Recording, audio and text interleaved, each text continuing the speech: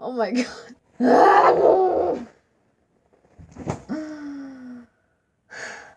I am not okay, okay?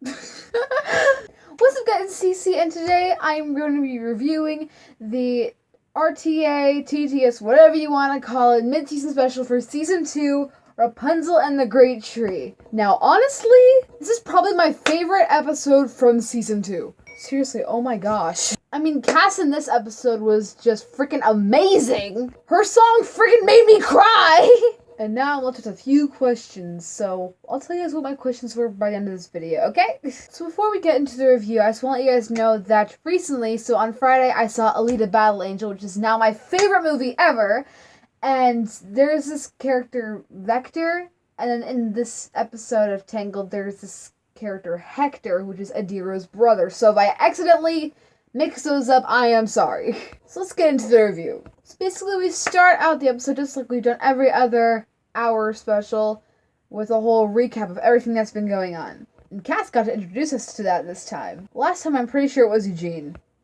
I think. I don't know. All I know for sure is that one time he did, so yeah. But basically from the looks of it, it seems to be that King Edmund is dead. Because when it was giving us a 25-year ago flashback, it said that King Edmund's dying wish was for no one to go near the Moonstone. And Kieran explains that. And Adira's like, I don't care, I need to do my job or whatever. I can't remember exactly what she says. It was 7 a.m. and I only got 5 hours of sleep, okay? I went to bed at midnight, but I couldn't sleep because, yeah. Basically, Adira was protesting against Kieran, and Hector, who is apparently Adira's brother, comes out of the shadows and is like, whether or not you disobey King Edmund and you come back, I'm going to destroy you, pretty much. Which honestly to me seems unreasonable. Also, Hector's this guy with these freaking creepy yellow eyes. And honestly, I forgot if that's actually possible, if that's just a character design, because, yeah. I read a book once that one main character had yellow eyes, and then I was confused because I couldn't picture that. But this is what he looks like. He's this freaky dude who honestly kind of scares me in a way.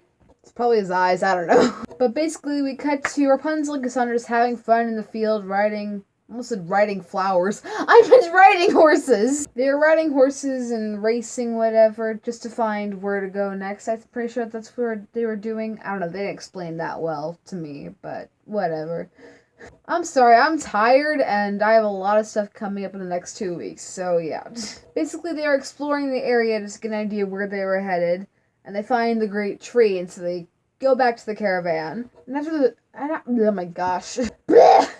This show has me speechless, okay? I don't know anymore. Basically, after they were done loading up their stuff in the caravan, and they're all hanging around, suddenly Hector comes from the top of the hill, the road they were on, with these, I think they called them monkey beavers or something like that. Let me look that up. I don't know, everything's saying monkey bear. I don't know. Monkey something, let's just say that. And also he was riding a rhino for some reason, and Hector just kind of creepily stands up there, which honestly kind of freaked me out. I mean, just looking at that entire picture, it just sounds creepy to me. And so there's this huge chase going on down a hill. I'm pretty sure it was a hill. I'm trying to remember, okay? It is 2:39, and the last time I saw the episode was 9 o'clock, so forgive me. I'm trying to go back to videos and try to find stuff so I remember I say this stuff correctly this time, okay? But basically, Adira helps the gang get to safety, and she tells them that they have to go through this tree, the Zontiri tree, in order to get to the Dark Kingdom, where apparently Hector also lives, because that's his job. And she's telling them this, half of this, when they're already, in the place, so it was you should have mentioned Zontiri before you even went here. And throughout the episode, Adira and Cass are constantly bickering, but not that, it's not Eugene and Cassandra constant, it's more I think we should do this, no, I think we should do this, well, I'm right, no, I'm right, kind of thing, which is technically the same thing, but you know what I mean. It wasn't, I'm making fun of you because I want to, because I think I'm better. It was, no, they had different opinions completely. And for some reason, everyone keeps on siding with Adira, except Cass.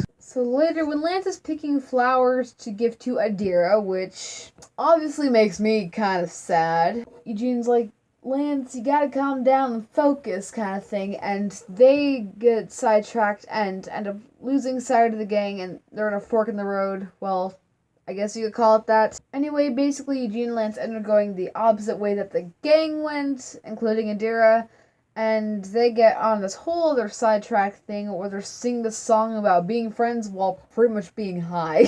Their duet was really catchy, though, honestly. And so while Eugene and Lance are going off being stupid and silly at the same time, the rest of the gang is on the other path, and they find this kind of reverse version of the healing incantation. Instead of flower, gleam, and glow, it was wither and decay. It was this whole opposite thing. And Cassandra's like, okay, so if the sun drop was for healing, then what's the moonstone for? And they found out by having Rapunzel sing that reverse incantation. It was honestly, I'm surprised they, Disney allowed it, because I'm like, that's kind of dark. Rapunzel was freaking possessed, and everyone was almost acting like they were dying in the background, so I was like, is Disney okay with this? I still loved it. I'm like, this is an amazing episode, and this entire scene and everything, it, helps drive the plot forward, but I'm kind of surprised they did that.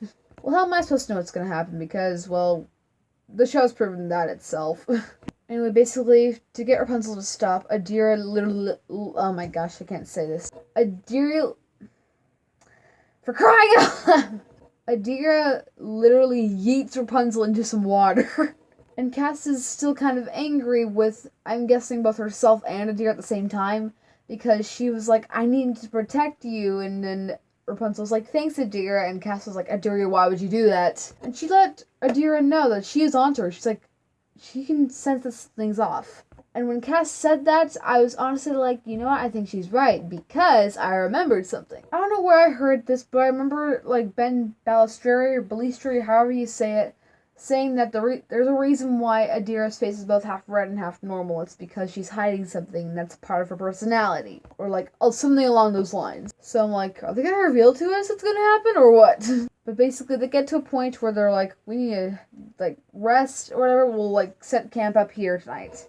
And Cass is like, no, we should keep going because we almost died here. We can't stay here. And Rapunzel's like, no, I'll listen to Adira. And so there's this whole argument about what to do. And so Cass finally agrees and says she'll take the first shift of, guarding the gang, I guess. That's how I'm gonna word it, okay? And after the fight, there's this, little, I guess you could say flashback to, when Rapunzel and Cassandra first met and they were, Cass starting to be her lady-in-waiting, and I could tell, to me it seemed like a slight nod to Lost Lagoon because it was talking about how Rapunzel loved the library, and in Lost Lagoon it talks about that. So I'm just gonna call it a flashback / nod to Lost Lagoon, and I thought that was really sweet. And that explains where Rapunzel got her blue bag. Cassandra gave it to her. But basically Rapunzel goes and clears things up with her after Eugene talking some sense to Rapunzel, saying it's okay to talk to her.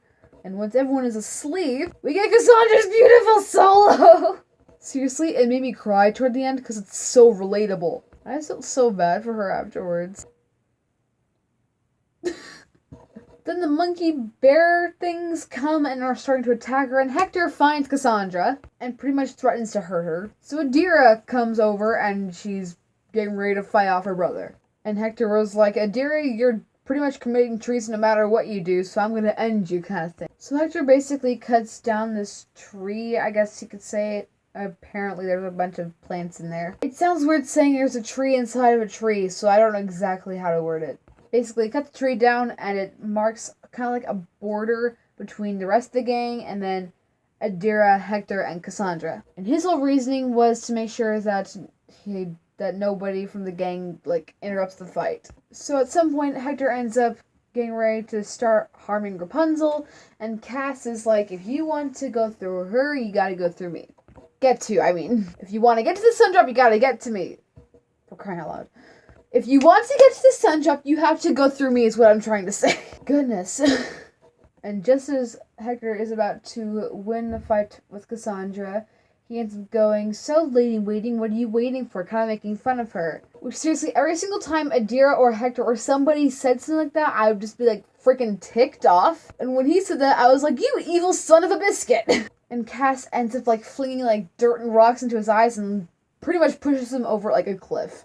And everyone's just staring at her, like, not standing, but staring at her and standing too. But everyone's like, "You did that?" Like, when I saw it, I was like, holy crap, she actually did that. But for some reason, Hector doesn't die at the bottom. He's still alive? Which makes me more confused more than ever. And he finds this spear, which is what stopped the Zontiri tree from pretty much harming people and killing stuff in the first place. And Hector takes it out to revive the entire tree. And from the looks of it, it looks like he got possessed by Zontiri himself. And he starts getting ready to attack the gang. Great. Just great. And so everybody's fighting off these like almost like vines in a way that are starting from him and then going down and kind of coming out and like attacking them one by one. They're all like fighting those off to a point where suddenly the vine things start like knocking them out. And at one point or another, oh my gosh. At one point or another, everyone gets trapped. So they're like freeing themselves one by one, and like Lance is starting to carry Eugene out. And Rapunzel's like, "Everyone go while I try to stop this Zontiri possession." And she's like defeating it with the reverse incantation. So Cass is trying to go toward Rapunzel to try to get her to come on with them. And Indira's like, "No, you gotta go out." And Cass is like, "I'm not going out there. I can't leave without her." And when Cass tries to grab Rapunzel, her arm burns or something like that. Like half of her arm starts going all black, and so suddenly everyone escapes. And Rapunzel asks how Cass's hand is doing, and apparently like it seriously hurts. But Cass is kind of like bugging it off, and she finds like this armor on the ground, which is from inside the tree apparently. Like when they were walking, there's this hall of like knights, so I'm guessing that's where it came from. And so she changes into that at the end of the episode, and the gang all majestically walks off into the sunset. So here's my question. Is Cassandra's hand gonna be like that for the rest of the series? She said she was fine, but it really affected her, and she kind of just covered it up and like held it close to her chest, like making sure it was okay. So I'm just like, okay, is this gonna happen to the rest of the series? I don't know. I'm just thankful they didn't kill her off or something. Also, I noticed at one point Lance's earring kept switching ears. In one shot, like before you see Cassandra with the armor, it was on his right ear. And the second shot, after you see Cass with her armor, it's on his left ear. So yeah, that was the Season 2 mid-season special. Some people say the show's apparently going to get darker, so that's gonna be exciting and fun to look forward to. And honestly, I love Cassandra's armor so much, it's amazing. This show is amazing by itself. But seriously, after the episode was done, I just had to sit there and like, I muted the TV and I turned the volume all the way down. I was just like, I need to process this. Wow. So that, guys, was the Season 2 mid-season. Thank you guys so much for watching. Don't forget to like this video and subscribe to the CC Squad. And if you have any suggestions for future videos, let me know in the comments down below. I will also, not link, but like, say or like list my social medias that I'm on the most. Like my TikToks, my Aminos, all that kind of stuff. So my TikTok, my Disney and Tangled series Amino, and my Alita Amino. So yeah, I'm gonna go die inside and go to sleep. I'll see you guys in the next video. Mwah. Bye!